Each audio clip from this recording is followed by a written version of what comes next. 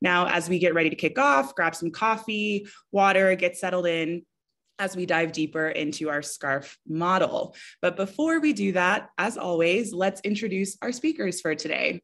You know him well, an Aussie turned New Yorker who coined the term neuroleadership when he co-founded NLI over 2 decades ago, with a professional doctorate, 4 successful books under his name, and a multitude of bylines ranging from the Harvard Business Review to New York Times and many more. A warm welcome to our co-founder and CEO of the Neuroleadership Institute, Dr. David Rock. Great to have you, David. Shelby, great to have the time together to talk about this. Thanks for everything that you do here. Yes. And our moderator for today's discussion has 20 years of organizational transformation, culture change, and leadership consulting experience. His work spans across the globe in North America, South America, Canada, Europe, and Africa. This includes CEOs and senior leaders from organizations such as NASA, Aerospace, the Federal Government of Canada, Royal Bank of Canada, T-Mobile, World Bank, and Microsoft. He is also a lecturer at Simon Fraser University, where he teaches the neurosciences of business management to fourth-year business students. A warm welcome as I pass the virtual mic to our Director of Keynote Speaking at the Neuroleadership Institute, Matt Summers. Matt, great to have you here for the first time, and over to you. Well, Shelby, thank you so much. It's a very generous introduction for David and I, and welcome everyone to Your Brain at Work. It's a pleasure to be with you. So folks, today what we're going to do is we're really going to explore and take a deeper dive into the SCARF model. And we're going to hear more about where it came from, how it developed, and really the research behind it, as David and I talk in a fireside chat type of style of dialogue, really understanding what's behind the SCARF model. So David, why don't we dive right in? And what I'm curious about, and I'm sure what a lot of our audience is curious about, what is this model firstly, so that we can create a baseline for everyone who's joining us. Some are very familiar with it, others may be hearing about it for the first time. But, what is this model firstly? Yeah, thanks, Matt. Look, it's something that's used in so many different ways, as you'll hear about. So it's kind of hard to define it without telling the whole story. But just from a practical perspective, it's a framework of 5 different ideas. And SCARF spells out status, certainty, autonomy, relatedness, fairness. 5 different ideas, each one of which can be either a strong threat response in the brain. So status, for example, if someone says, can I give you some feedback? You get a strong status threat in the brain. But they can also be activating a reward response. Generally tends to be less intense, right? Bad is stronger than good. So there's sort of a couple of different axes. There's the 5 different words, and then each one can be, negative or positive. And essentially it's describing what's going on in our brain during social interactions. These are the 5 things the brain is tracking using completely different networks, completely different processes. But it's kind of the primary colors of what goes on in our brain while we interact with other humans. So it's kind of broad. Yeah, David, thank you for giving us that outline. Can we talk a little bit more deeper around, these psychological domains you're referring, the 5 domains of SCARF? There's a primary brain, like the brain has a primary organizing principle. Can you tell us a bit more about that threat and reward primary organizing principle so people can understand it at a deep level? Yeah, I mean, we could spend an hour just on that. So I'll try not to go too deep, but essentially the kind of overarching structure of how the brain kind of creates behavior is at its core is like, should I do more of something or less of something? And like in every way, should I drink more of this drink, less of this drink? Should I do more of these emails, less of these emails? Should I listen more to these sounds or less to these sounds? And this kind of more or less function is driving all of our behavior in every single domain. And it's actually spooky because it's the behavior at a neuronal level where literally cells are like firing more or firing less, right? And they call it a BIS-BAS system, a behavioral inhibition system, like fire less, or a behavioral activation system, fire more. But then it works at the level of neuronal groups and then whole brain behavior, individual behavior, team behavior, company behavior, planetary behavior. So, all of human behavior is in one of these 2 kind of gears, more of or less of, and we call it toward and away, just because it's kind of what you see. You literally see people in particular being in a toward state or an away state. And as I mentioned, the sort of negative is stronger, but essentially what SCARF does is describe the things that create those strong reactions in either direction, because generally we feel most passionate about things that are social and that have to do with our social environment, right? And the reason for that is pretty simple. We survive through other people till we're about a dozen years old. You know, we don't survive by, you know, finding food at night, like some animals will do, you know, hours after they're born. You know, we survive for more than a decade by knowing who to trust and not to trust, right? And by being, you know, our parents' favorite. And so the brain's really has these big networks devoted to these social drivers and social domains. And what SCARF does is kind of pulls apart what the brain is tracking socially to help us stay alive. That's fundamentally, you know, what it's doing. Yeah, David, I'm hearing, you know, that it's giving us this common sense, this common language that we can use as humans in these social interactions to create pro-social engagement. David, you know, as I listen to you, you know, what's occurring for me is that what I'm hearing is that threat and reward are on a continuum. Is that correct, in the human brain? And so, you know, that it's like a pendulum swinging. We can be in social contexts where we're in a, you know, in a toward state, and you may say or do something that then creates maybe a threat trigger that puts this then pendulum swing or this continuum into more of a threat state. So when you talk about this primary organizing principle of the brain is to minimize threat, and what I'm hearing is we minimize threat first before we maximize reward. Is that correct? Yeah. So there's a couple of ways to answer that. Like firstly, the threat is stronger than reward. So if you're sitting in a scanner and they're showing you different pictures, you know, a square and then a circle and then a cow and then an angry face and then a pie and then a rabbit and then a happy face, generally the angry face will light up more than anything else, and the happy face will light up your brain a bit, but the angry face will light up your brain faster, more intensely, and last longer than the happy face. You know, the rabbit might light it up a little bit if it's cute, but the happy face will light it up more. So basically, you know, we're more attuned to the negative, and in particular when it's social, like it's a face versus a rabbit, you know, it activates more. So it's not even though it sounds binary, there's really you know, you know, we occur across all the different points on the toward away spectrum. And at the start of the pandemic, we talked a lot about the threat response, and we talked a lot about the 3 different intensities of threat. I won't go into that too far, but, you know, essentially a little bit of threat's not a bad thing. It's actually, you know, good for focusing and being productive, not good for creative things, but a little threat's not bad.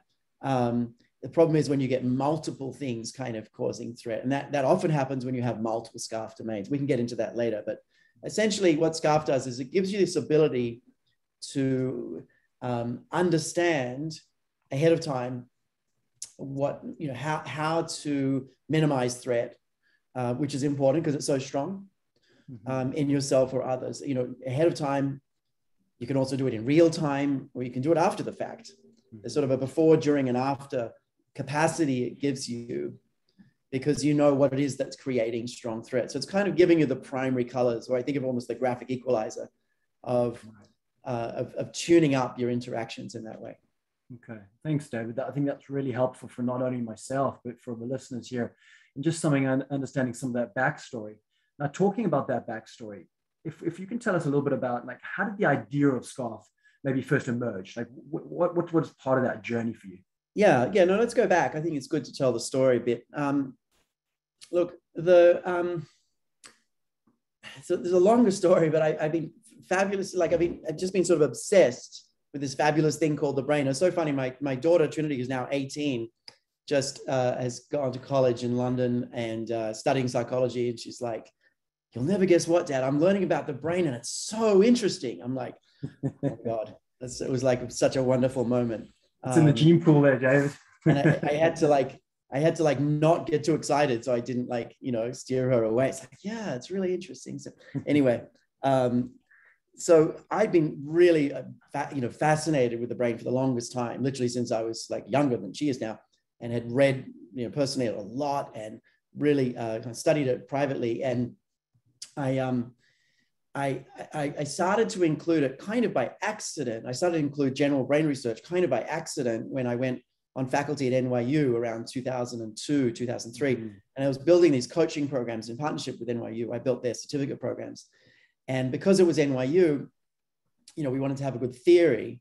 And I basically was rereading a bunch of texts at the time. I think it was A User's Guide to the Brain by John Ratey. And I thumbed that book so much and marked it so much. And over the years, I must have read it 3 or 4 times.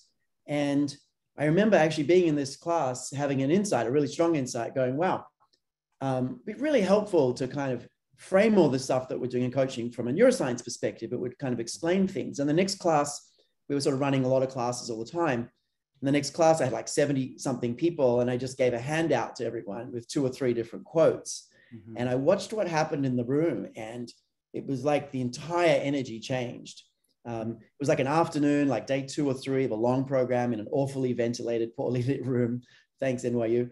And the whole room suddenly lit up. And I was just watching all these people popping, making connections between things. And that moment literally sparked my like absolute obsession with like, there's something here to understand the neuroscience. And what happened was I started to really, really study it by just reaching out to anyone that would kind of talk to me and interviewing them and writing about it and kind of trying to incorporate things into the program. Basically, that's where I started. It's trying to put together a more unified theory of how, the brain works as it relates to coaching people at the time.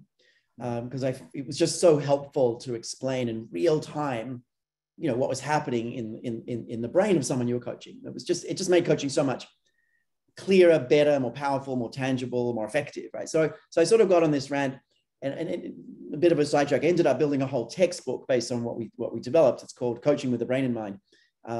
It's still out there. It's used by a bunch of schools, but essentially I built that for NYU so that we didn't have to have 2,000 pages of handouts. It's showing how the brain kind of was a bridging factor between systems theory, learning theory, positive psychology, change theory, all these things. Anyway, back to the main story. So that sort of kicked off my journey. And what happened was I started interviewing all these different scientists that seemed to be kind of central to, interacting with people. So I'm not so obsessed with, the breaking down of synapses into the different components, or, the 50 different chemicals that are going across the synapses. I mean, there's so much amazing stuff about the brain, but I was interested in the stuff you could see, or the stuff you could observe, not see, but you could observe in human behavior. And right about that time, social cognitive affective neuroscience was kind of kicking off. And they was doing the first studies of what happens when brains interact. And it was sort of the computing power had got good enough to do this, and enough kind of machines had gone out there. And so it was this wonderful opportunity to kind of talk to these people. And I kept running into the same story over and over from about a dozen different scientists. And there was all sorts of, Matt Lieberman, I spent some time with, Kevin Oxner, but a number of others. And they all kept saying, it's really curious. We're looking at people's brains, they're from MRI, and we're really surprised to see that, the network that lights up when you are giving someone money or experiencing physical pleasure is lighting up when they just feel treated fairly in an ultimatum game or something. It's like, we don't understand it. How's it happening? And someone else would say, it's really strange that the network that activates when you experience physical pain is lighting up when someone feels left out of an activity. It's like really quirky. And honestly, I heard this same story. It must have been like 20 or 30 different labs, different studies, different scenarios of like, something's really going on here. And it set off actually set off a 3-year journey to try to scratch an itch that was just really bugging me. And the itch was like, there's some pattern here that could be helpful. And I knew it anchored on threat and reward early on. And it had a number of different models that in the early days, there was kind of CARS before I really saw the centrality of fairness. There was ARCS at one point, ARCS. There's a couple of different things we're going to try it out.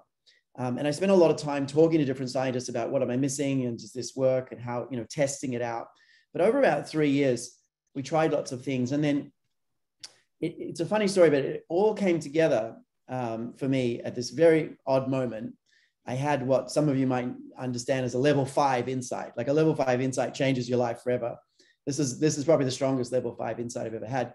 And I was in the Philippines, and I was there to have a meeting with a client at the time. It was Ericsson. We were doing this work with them about, quality conversations and how to really talk, more openly and really. But so I was there to have this meeting, and while I was there at this hotel, I'm sorry, the story's getting a bit long, but while I was there, it was this, beautiful hotel, and there's this huge kind of patchwork next to the front door. And I'm like, why is there, are you guys doing some renovations? And like, no one would kind of answer me, like why there was this giant sort of renovations next to the front door. And eventually, like the third or fourth person I asked said, yeah, that's where the tanks tried to come through a few weeks ago. And I'm like, what? And they said, yeah, no, there was this attempted coup because people felt like really treated unfairly in the army about some such and such and such and such. And I'd been thinking a lot about fairness from some other stuff that I'd been reading, and I was, deeply reading the literature on social things. And at some point I was actually, this is kind of awkward, but it's the truth. I was literally like, on my day off, meeting the next day in the swimming pool, and I dived right to the bottom of the pool. It's quite deep, like they use it for dive training. I was right at the bottom of the swimming pool, kind of about halfway along, and suddenly my brain exploded, and I literally had the word scarf come into my head. And because the F was the missing piece, and just it came from my unconscious, and I had to come straight up and ran back to my room, looked up like, what is it and how would it work, and spent like weeks and weeks and weeks testing if this would, be a concept. And then, from that point on, started to talk about it. So that was probably like 2000, I'm not sure exactly. It's probably 2006, somewhere in there. And then we published it in 2008 after a lot of trial and error and testing. It's an interesting space to have a level 5 insight there, David, at the bottom of the depths of a pool. It's fairly uncommon for most of us. It's when we're in the shower or when we're deep asleep. So David, thank you. As you talk about the origins of the SCARF model, I'm curious in that evolution, how did then it all start to come together? Once you had that insight of, hey, we've got SCARF, I know that you started to put together a number of series of publications. How did tell us a bit about that evolution? Yeah, so we published, it took a while. So whenever I have a kind of what feels like a big idea, I never feel very confident with it. And I don't really know if an idea really is impactful for a few years, to be honest. And when it sort of first came together, I'd start talking about it at conferences and start kind of presenting it to leaders and start kind of discussing it. But it took a while. We published the first paper in 2008 in the first journal, the first Neuro Leadership journal. Had some amazing papers in that one. Not I'm saying that was amazing, but there's some really foundational papers for our field in that very first journal. It was exciting to publish it. And we were sort of trying to work out like what it is and how to use it. And we can talk more about that. But the second thing that we published was 2012 in a journal, literally 4 years later in our own journal, where we actually dug into the different ways that you can use it. And we articulated a couple of central ideas around kind of that you can use it before, during, or after interactions, right? So before an interaction, you can plan better. You can imagine the interaction you're going to have and say, oh, if I say, why did you do that? I'm probably messing with their status.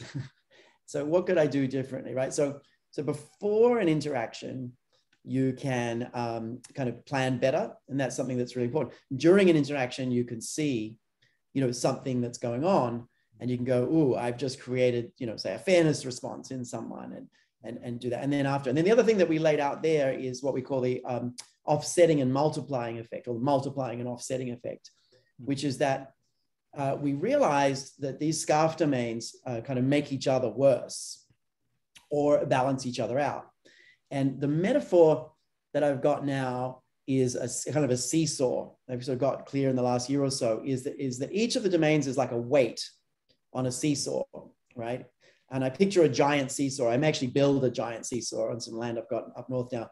And so we could actually do this physically. But if you imagine a weight on the left of the seesaw, that's a threat response, right? For say status. So that the S is a big weight. You've got a small S on the right. You could, balance that with. So what happens is if you if you get on a Zoom call with a colleague and basically fire them unfairly out of the blue, you're impacting status, obviously, but also, huge impact on their sense of certainty, a huge impact on their sense of autonomy or control. They have no control, no recourse. They're suddenly losing all their friends, that sense of relatedness, and you've done it unfairly, so it's impacting fairness, right? You can imagine that really upsets people, right? Or if you get an email from your boss or a text message like some companies did of, being fired, you get all, 5 domains, right? But so they each make each other worse. Or an example, you say to someone, why did you do that? If you just launch in and say that, it's really different to saying, hey, something happened, I'm on your side. I know we're trying to win this project together, but can you tell me why you did that, right? So you're doing relatedness first, and then you're hitting their status, but you've got some relatedness first.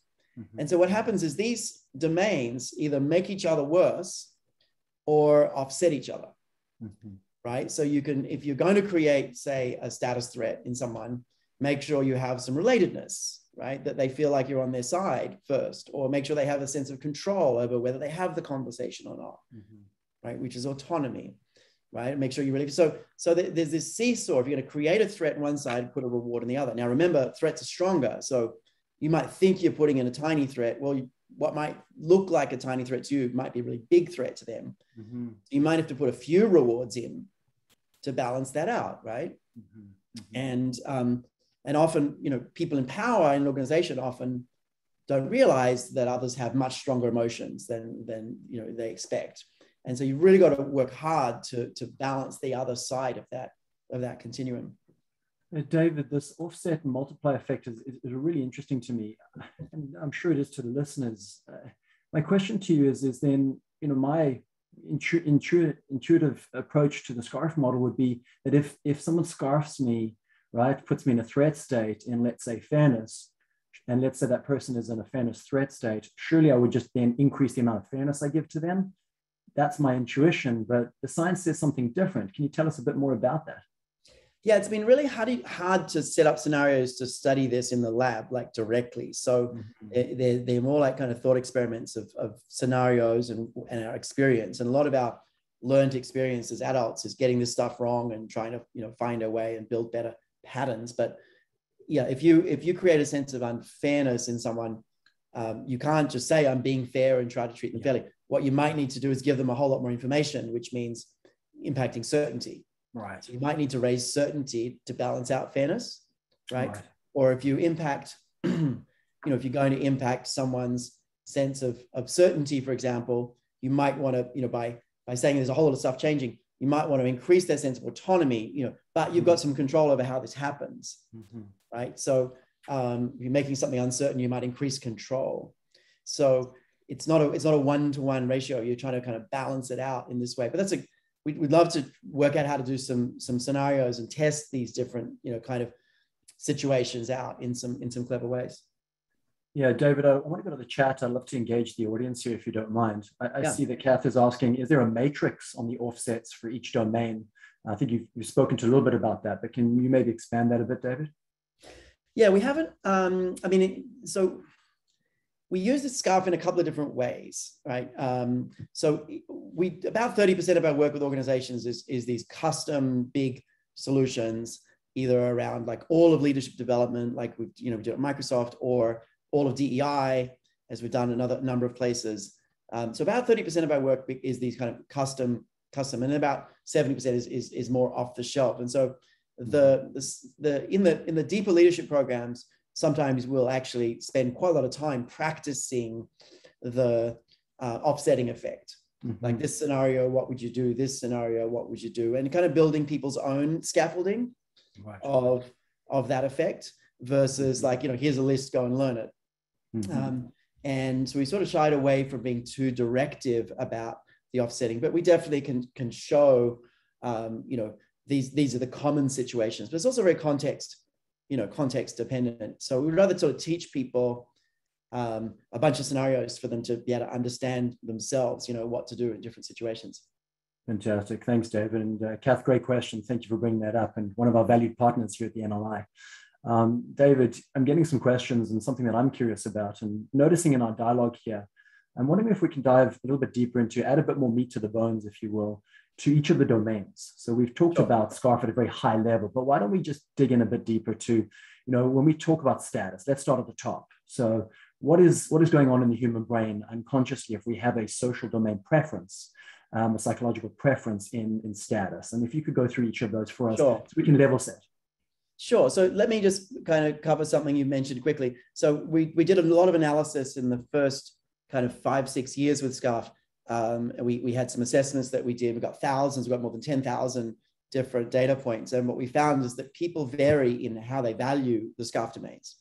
So there are some people that like autonomy is everything for them. Like they just really want to be in control. They love to be in charge. And, when they're not, it's often, almost painful to them, right? That would be me. My strongest domain is autonomy. I try to be clear with everyone in my life that that's how I am, and feel free to run away. But if you want to, collaborate with me, that's just kind of what makes me tick. And there's other people I meet that are completely different, right? I have people on my team who, it's not about autonomy. It's all about certainty.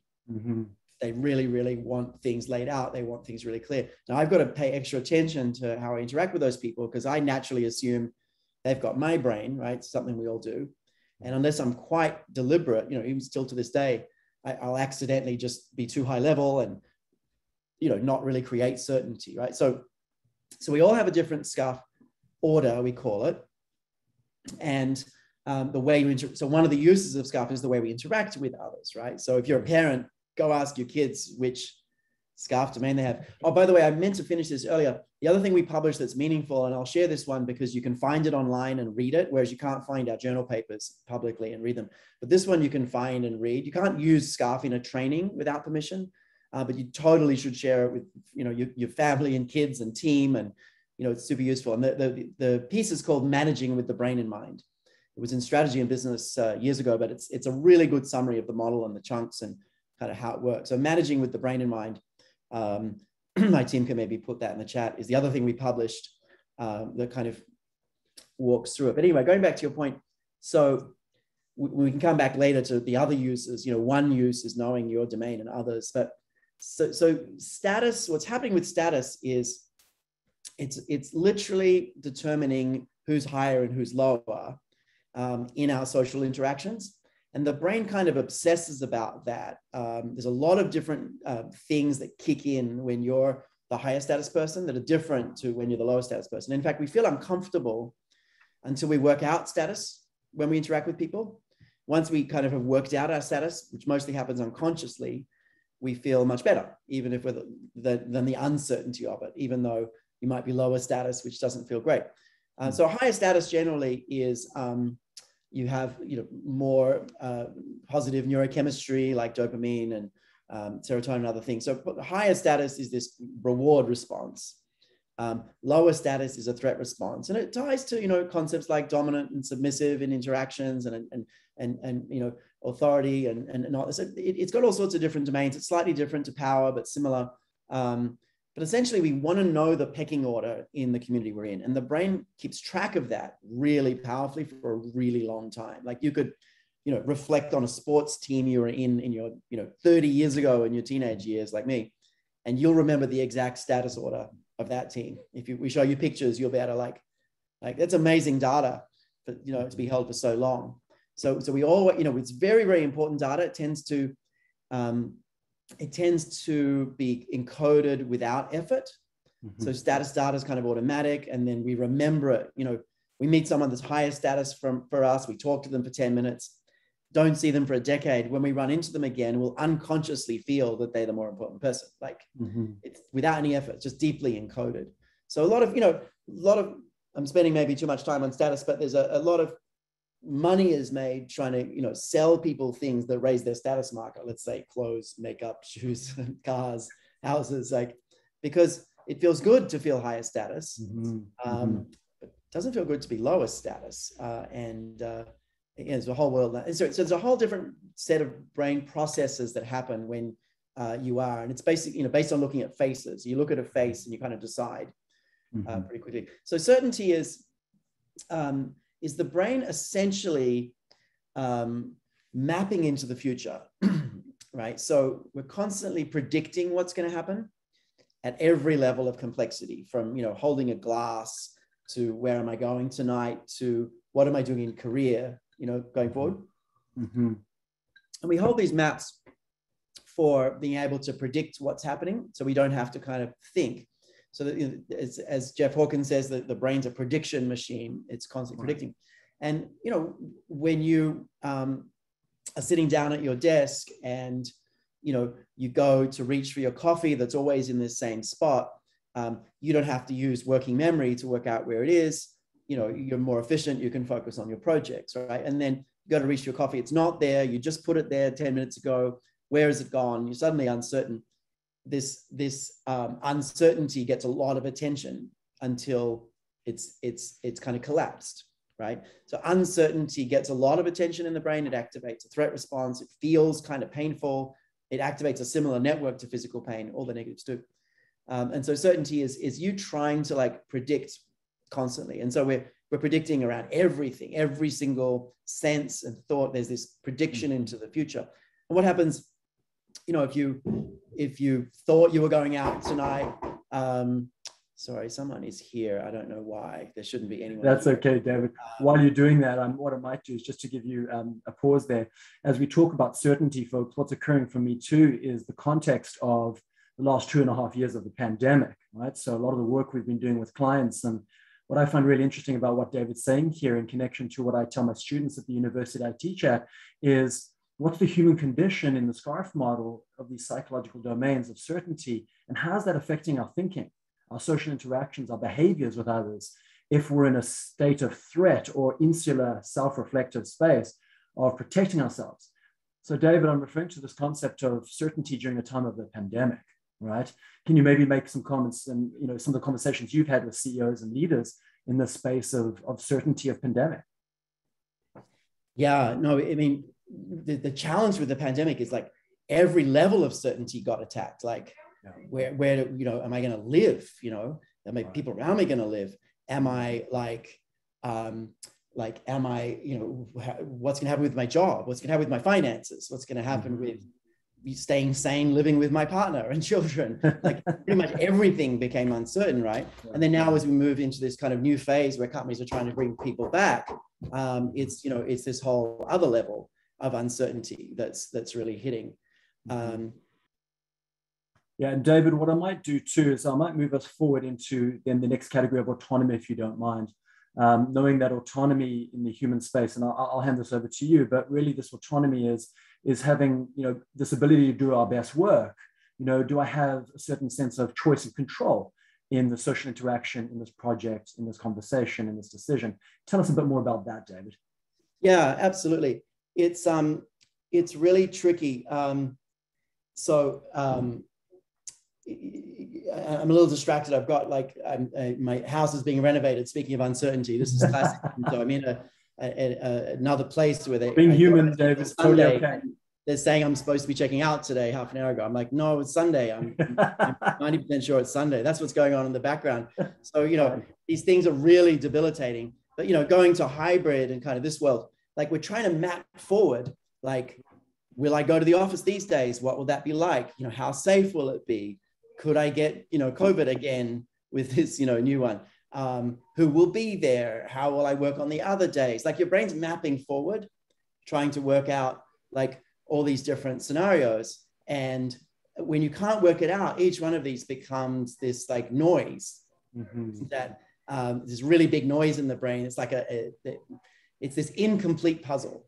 It's called the Zeigarnik effect. So every one of these becomes kind of more noise. And, from an organization's perspective, the more you can kind of tick these boxes for people, the less noise that they'll have, and the more people will be able to really, really move forward. So we've been saying a lot, you can't create certainty necessarily as an organization, especially. You can't necessarily create certainty, but you can create a proxy for certainty, which is an increase in the amount of clarity people have.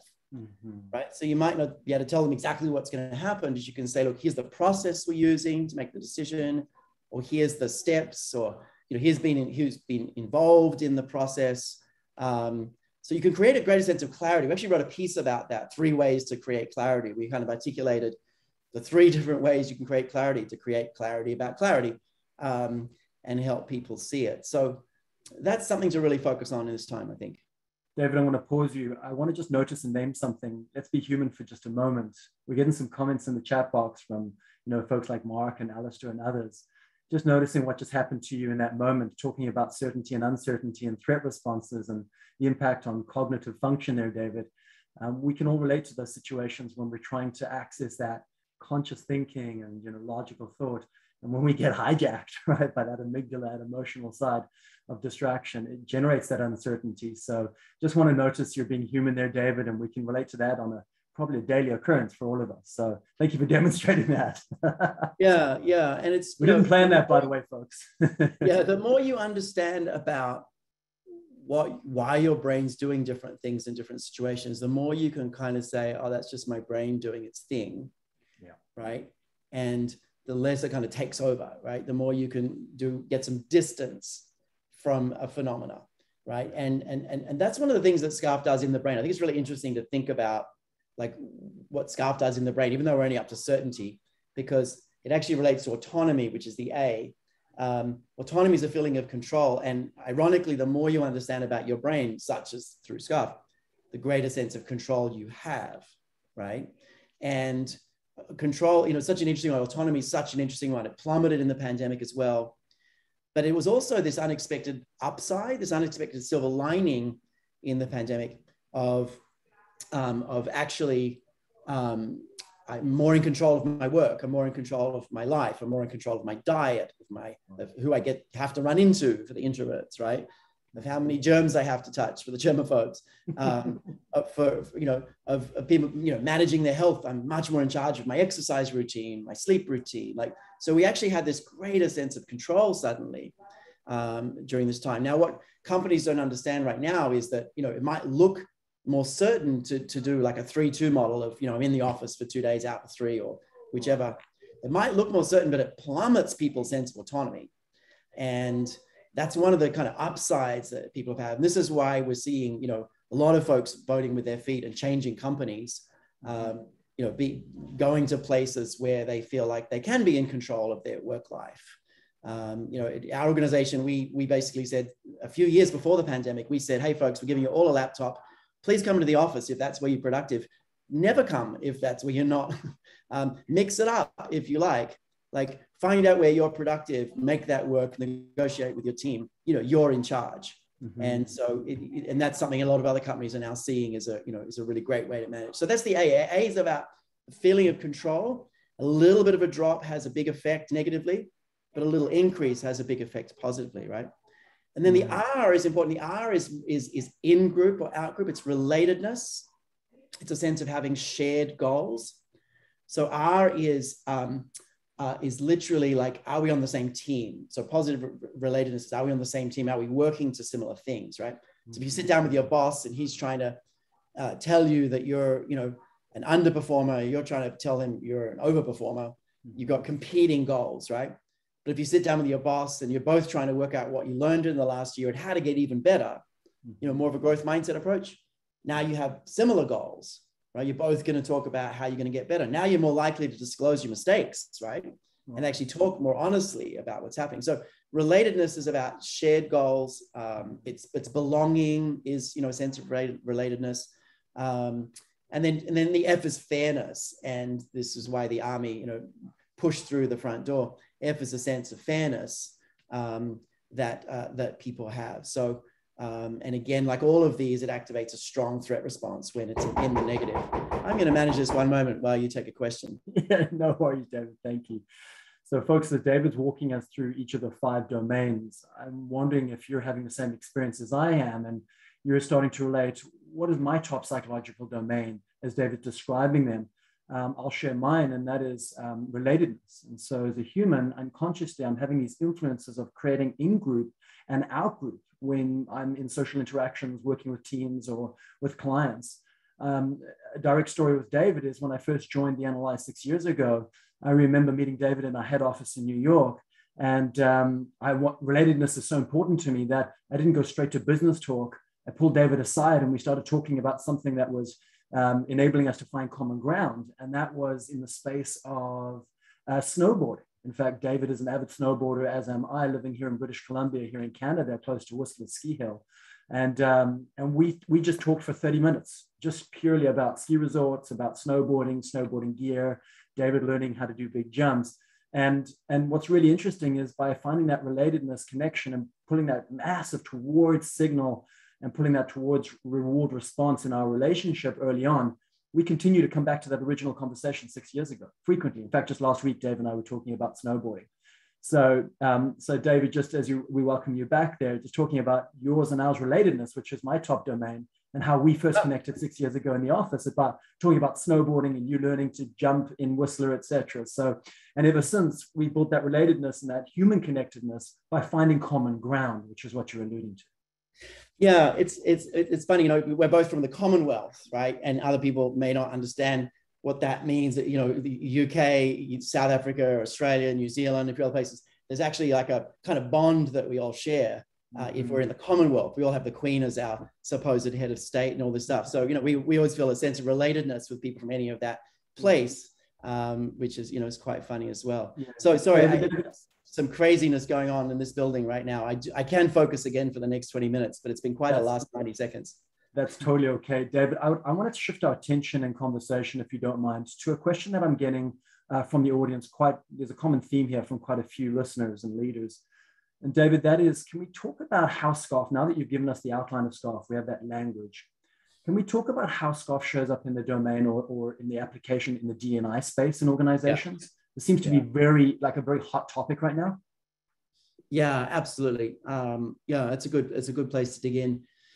Look, you know, SCARF is this strange thing that works at all these different levels of scale, because it's really describing, you know, human interactions and what's driving them, right? So, you know, it works at the level of scale of just like understanding and improving our interactions, you know, moment to moment, but also works at the level of scale of, you know, more broadly, like, you know, how to work with someone, but even more broadly, like big changes that are happening in a company or society, right? Mm-hmm. You can study it at a societal level, right? So it's interesting, you know, there's a book I read years ago called The Spirit Level, where this team did more than a decade of research to identify essentially what I call it a fairness quotient. They call it an equity value or something, but they look at inequity in different states and also in different countries. And what they did was they then looked at health outcomes, and they found a really strong correlation. It's essentially, the more kind of unfairness there is in a society, the worse the health outcomes are. And it turns out to be for everyone, not just people in the kind of lower areas of the social status, socioeconomic status. So, you know, everyone's affected negatively in all sorts of ways. And so you know, this occurs, you know, these ideas occur all the way to, you know, whole societies as well. But when it comes to DEI, you know, one of the things to understand is that, you know, if you feel treated unfairly, it's activating real, you know, responses in your brain that is, and your body, that is reducing immune system. You know, literally it can affect your decision making. It can reduce, you know, you make more mistakes, all sorts of things. So, you know, feeling like you're treated unfairly is really, you know, is really difficult, right? But so is feeling like you're not very high status and you're a lower status, right? So you get that effect, right? And so is not feeling like you have much control in the world, right? So throughout history, there's been, you know, this stratification of society where, you know, people at the top, you know, get all sorts of resources and status and other things, and others do not. And there's a, you know, brilliant book that's terrifying and deeply disturbing in many ways called Caste, that kind of describes this and describes how this has happened across, you know, time, across history, not to devalue the, you know, African-American experience or others in any way. It's like, we seem to do this as humans and have done for a long, long time. And it's, you know, it's really, really difficult for the folks who are not the higher status groups to really kind of, you know, live as well. I mean, it literally is harder. Mm-hmm. So, you know, there's that. So bringing this back to SCARF as well, what we found, we did some research years ago to identify, like, we did some research to work out the foundations of bias in a similar way that SCARF identifies the foundations of motivation, right? Right. And as we did this bias work, we came out with this amazing framework, SEEDS, which I talked about a few weeks ago. But putting SEEDS out into the world, and it's, you know, it's as useful as SCARF. It's a little bit not quite as kind of intuitive, but it's just as sticky. You know, as we did this, we kind of had all these people saying, what about inclusion? What about inclusion? You know, bias is great. What about inclusion? So we started this big research project on inclusion. One of the first things we did was just look at all the statements people make when they feel included or excluded. So looking at all the language. So we did this kind of huge data sort of, you know, what do people say when they're feeling, you know, excluded? And literally it took like 5 minutes to notice that every single one of those, it was like thousands, every single one of those categorized really perfectly into SCARF. Like every single one was either fairness or status or autonomy or certainty. There's a couple here and there that could have been, you know, others. And we're like, oh, SCARF again. We didn't mean to like say inclusion with SCARF, but it's so clear that inclusion is positive SCARF. It's so unbelievably clear that inclusion is positive SCARF. And so, but then we sort of had this insight, like it's really hard to teach people 5 things. And so we simplified that into a framework where you've got to start with relatedness. Like you've got to have this shared goal or nothing else kind of matters. Right.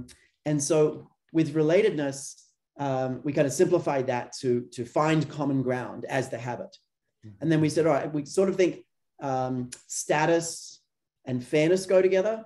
Right. In some ways. So we said, you know, how do we turn this into 3 habits, not 5? So find common ground. And then it became lift people up, and then it became help create clarity for autonomy and certainty. And so this kind of became the inclusion mantra.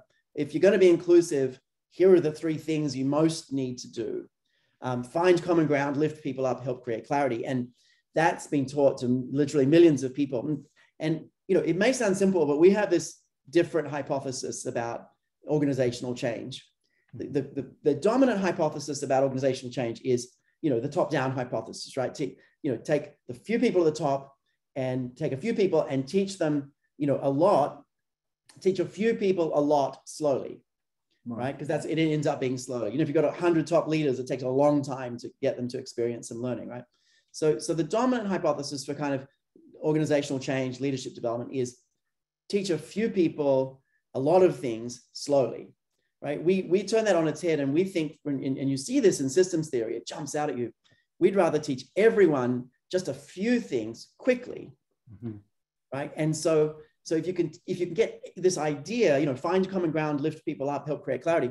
If you can get this idea into everyone all at once, you can actually see profound change, because you've got just a few people doing, you know, you've got a lot of people doing a simple thing, you know, all at the same time. And it turns out that whether we do something or not depends largely on how much we think other people are actually doing it. So inclusion for us is SCARF, but we simplified it into these different domains. Now, SCARF and SEEDS are 2 really important things to understand if you're going to be a DEI practitioner. There's a lot of other things to understand, there's no question. But kind of what drives people and what creates bias.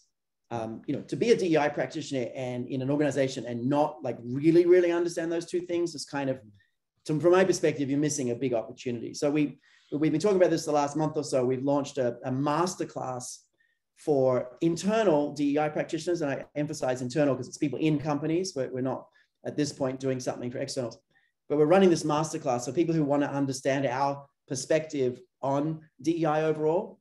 And certainly learning SCARF and SEEDS in the context of inclusion and allyship and speaking up, you know, and a bunch of other things is one piece of it, but there's a lot of other pieces, like how do you mobilize leaders? How do you design change initiatives that really work? How do you, you know, install systems? But SCARF is kind of this language that just shows up in so many places. Like, you know, it shows up in inclusion, but it also shows up in, you know, trying to get people to speak up. It shows up in allyship. You know, it shows up in how you assess people. It shows up in all performance conversations. So it's like this base language that shows up in all these different applications. And so, yeah. So anyway, my team will probably put a link in, but we just opened registration, I think Monday, for that program. And it is application, so you have to actually apply. Not everyone's accepted, but we're excited about the community that's coming together to spend 3 months, really studying the neuroscience of DEI. And SCARF will be a piece of it, but as I said, many other things as well. Yeah, thanks, David. I see that Evan from our team has just posted that in the chat. So folks, for those of you that are listening, please have a look at that hyperlink there. Thank you. So David, as I listen to the vast application of SCARF, not just in the D&I space and return back to work, hybrid workplace, knowing that we have 9 minutes left here, there's a couple of things that, when I think about the application of SCARF across over 5 million leaders globally that we've managed to touch, right? A lot of leaders. Year, by the way, that was last year. Probably not all of them learned SCARF. I would say last year, probably 2 or 3 million people learned SCARF through us. Yeah. Right. And in those conversations we've had with them, David, what I've noticed is there's this frequent pattern that's emerged where leaders are saying they recognize this tool can be used as a common language with their teams, right? So that it can be used in a metacognitive way. And that metacognition, we always talk about this, David, is that a human ability to think about our thinking when, in the moment, right? In the here and now. And SCARF allows us to do some of that introspective thinking, right? I'm noticing I'm closing off from this conversation. There's a threat. What domain of SCARF is at play here? Why? And then what do I need to do to offset that? And then I can do that for teams too. So just noticing those patterns in multiple ways we can apply them. David, I know that we're running short on time and we're about to go into a poll, but I'm wondering if you can just share, just as we close, any funny stories you have that may come to mind. Lots. You see in SCARF applied. What lots. Maybe short and brief for you. Maybe Shelby can put up the poll so before people jump off that we know how to support them. And I'll kind of tell a couple of stories and then we'll let people get back to work. There's a lot of things. I mean, I always get kind of a kick when someone emails me and says, "Oh my God, you've appeared in my class." So SCARF is in some textbooks that we approved in some schools, and I get these bizarre things, and I'll get a relative or friend saying, "Get out of my head, I'm learning SCARF in this class." It's always funny. But it's, the spookiest thing, I think this is not a funny story, it's a spooky story, I was just I was doing some research recently about kind of trying to explain the impact that SCARF has, because it's one of these things that we call it disruptive language. Like once you learn it, you can't unlearn it. And it's a filter through which you see everything. It's like if you were learning to cook and you discovered salt and you never knew about it before. It's like, you're never going to forget that salt makes things better, but don't use too much, right? Like it's disruptive. Every time you see salt, you know it, So SCARF is like that, and Seeds is as well. But I was trying to explain to a company why it's kind of so sticky and helpful. Because essentially they were saying, it's we don't need to pay for this. It's like, I was like, look, when we run a program and we ask people for, the 3 things they're still using, months later, SCARF is always in those 3. And when I say still using, using every week, tell us the 3 things you still think about every week that changes your behavior. SCARF's always in those 3, even when the SCARF's only a small part of a bigger program. And we've just recently opened up the ability for companies to license just the SCARF model, for example. If they want to weave it into, their own stuff, they can do that. Same with Seeds. So we were trying to kind of, explain this. So I was looking around and saying, look, what's another big thing that, everyone really knows and uses. And it was, Maslow's hierarchy of needs. We've all, everyone knows that. So I said, look, let's see, Maslow must have this huge number. Maybe SCARF's got 10% of that. And that's really, fascinating. Well, I've done the search more than 10 times and it freaks me out, but SCARF has a lot more links on the web than Maslow's hierarchy of needs. Depending how you search, a factor of 10 sometimes, a lot more. It's kind of spooky, but it's one of these things that's central to D&I, but it's also central to being a good parent. It's absolutely central to being a good team manager, first-time manager, mid-manager, senior leader, CEO. Also really relevant to just designing initiatives, changing humans in any way. If you're in the business of trying to make people better in some way, you're butting up against SCARF. So there's a lot to say. We can have a further conversation down the track, maybe about some of the nuance, but it's been great to tell the story, a little bit of excitement, to have a massive bit of uncertainty and lack of autonomy in the middle of it. Thanks for the opportunity to share this, Matt. Thanks for the great questions. Thanks to everyone for being here. And I'll hand back to, we'll hand back to Shelby for some quick announcements. But thanks for the opportunity to share this. And everyone, take care of yourselves, look after each other, and keep doing what matters. Bye-bye. Thanks, David. Let's go back to Shelby. Thanks, Shelby. Yeah, no worries. Thank you so much for today's discussion. It was very lively. Please take a look and let us know how NLI can help you in the future. This poll will stay up for a few more moments. We have some quick announcements to roll through. So for the masterclass, as a reminder, we're still accepting applications for it. If you're a DEI practitioner at an organization, you'll benefit from our coursework and community sessions as we explore neuroscience of DEI. Learn more and apply at neuroleadership.com/DEI. So check that out if you're interested. We also have a survey. If you're welcome to share your thoughts with us, we'd love to hear that. The team will be sharing that link in the chat.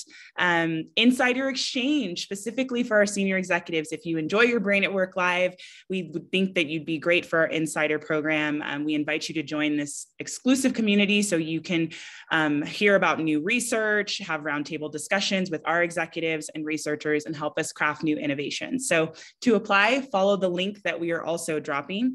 Product demos. We will have a product demo next week on Focus for Wednesday, May 18th at noon Eastern time. So if you're interested in learning more, make sure that you sign up for that product demo.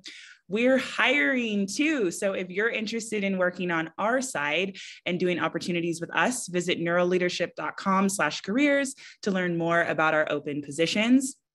Summit 2023, we're going to keep reminding you, we're already jumping into working on this, so make sure that you keep your eyes open. We will be sharing new information later this year. And if you enjoyed today's conversation and want to share it out, you'll love our podcast. So check wherever you listen to your podcast for your Brain at Work Live, and it will be available for you next week. And this is where we officially say farewell. So on behalf of our guest and NLI today, thank you for joining us. We hope to see you here next week, and have a great weekend.